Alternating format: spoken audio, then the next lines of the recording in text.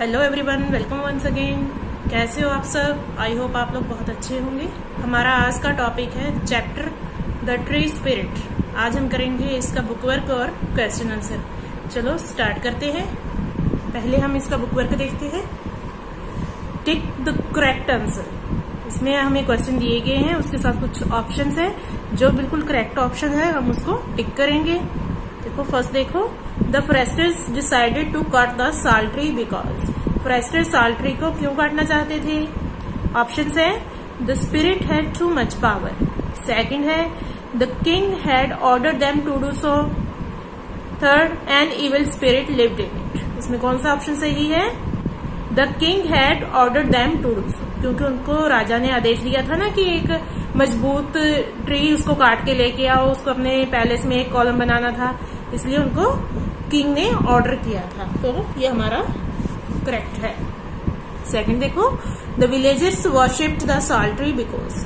जो गांव वाले थे वो साल ट्री की पूजा क्यों करते थे?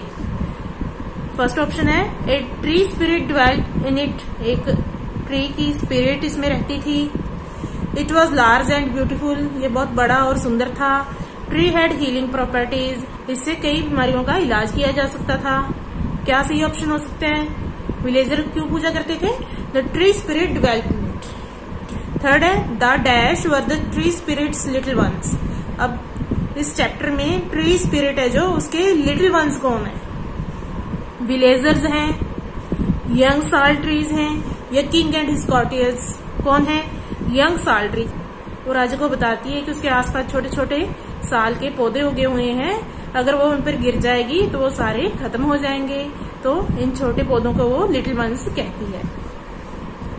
आगे देखो, the king decided that the column for his new palace should be made of stone not would because he. देखो अब किंग है वो ये डिसाइड करता है कि उसके पैलेस के लिए जो कॉलम है वो स्टोन्स का बनेगा, ना कि वुड का। क्यों? kept changing his mind, thought stone was more lasting, wished to save the tree spirit। इसलिए उसने अपना प्लान चेंज किया क्योंकि वो ट्री स्पिरिट को बचाना चाहता था। तो ऑप्शन सी हमारा करेक्ट है। आगे देखो, ये read these lines from the story and tick the correct answer. ये स्टोरी में कुछ लाइन्स दी गई है, हमें ये बताना है कि ये लाइन किसने बोली है, किसके लिए बोली है। ठीक है, ऑप्शन दिए गए हैं, हम उनको टिक करेंगे। फर्स्ट है tell them to cut down the biggest and strongest tree they can find and bring it to me. These lines were spoken by. तो ये लाइन है कि एक बड़ा सा और मजबूत ट्री काट के मेरे पास लेके आओ। कौन बोलता है? Minister, king, villager? कौन? किंग। किंग बोलता है ये लाइन। आगे देखो, I have come to beg you to change your mind. These lines were spoken by. मैं आपके पास आई हूँ आपका माइंड चेंज करने के लिए। किसने कही थी? विलेजर्स ने, ट्री स्पिरिट ने, साल ट्री ने। ट्री स्पिरिट जब किंग के ड्रीम में आती है तो ये लाइन्स कहती हैं, this is a strange request. The king thought the tree spirits request was strange because he. जो किंग है वो ट्री स्पिरिट की ही रिक्वेस्ट को स्ट्रेंज क्यों मानता है? Had never heard about spirits living in a tree, could not believe that anyone would want to suffer pain 3 times, was afraid of the spirit। तो देखो किस चीज के कारण उसको स्ट्रेंज मानते हैं? क्योंकि वो ये विश्वास नहीं कर पा रहा था कि कोई 3 बार दर्द झेलने के लिए तैयार हो। वो ट्री स्पिरिट कहती है ना, मुझे बार बार थोड़े थोड़े हिस्सों में काटना, तो ये चीज राजा को स्ट्रेंज लगती है। Dash, a very noble spirit lives in the sal tree. The king said this because he। एक बहुत ही नॉवल स्पिरिट ट्री में रहती है। राजा ये क्यों कहता है?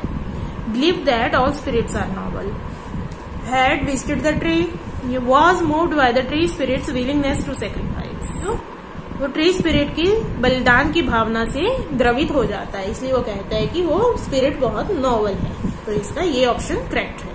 ओके, तो ये तो था हमारा बुक वर्क। अब हम इसके क्वेश्चन आंसर्स देखते हैं। देखो फर्स्ट क्वेश्चन इसका, why did the king want to big and strong tree. राजा एक बड़ा और मजबूत वृक्ष क्यों चाहता था? इसका आंसर है the king wanted to make a beautiful palace that must be supported by a single column in the centre. For the support the king wanted a big and strong tree. राजा एक बहुत सुंदर palace बनाना चाहता था जो centre में single column से support किया गया हो, और उसी सपोर्ट के लिए राजा को मजबूत ट्री चाहिए था। ठीक है। Second question, what was special about the salt tree? Salt tree में क्या खासियत थी? The salt tree was strong and beautiful. एक तो ये मजबूत और देखने में बहुत सुंदर था। दूसरा, it was the home of a noble spirit, और ये एक नोबल स्पिरिट का घर था, एक नोबल स्पिरिट इसमें रहती थी। Third, why did the tree spirit appear in the king's dream? राजा के स्वप्न में ट्री स्पिरिट क्यों आई?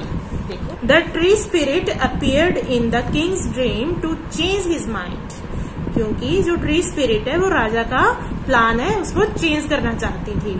राजा चाहता था ना सॉल्ट ट्री को काटना, और वो स्पिरिट है वो चाहती थी कि राजा ऐसा ना करे, इसलिए वो उसके स्वप्न में आती है।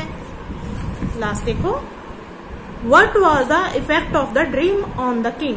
अब उस स्वप्न का राजा पर क्या प्रभाव पड़ता है? The king was moved by the tree spirits request, so he changed his plan to cut the tree. जो राजा है वो ट्री स्पिरिट की रिक्वेस्ट से द्रवित हो जाता है और उस ट्री को काटने का अपना प्लान चेंज कर देता है। ओके, तो ये थे हमारे क्वेश्चन आंसर्स। आई होप आपको ये समझ आ गए होंगे।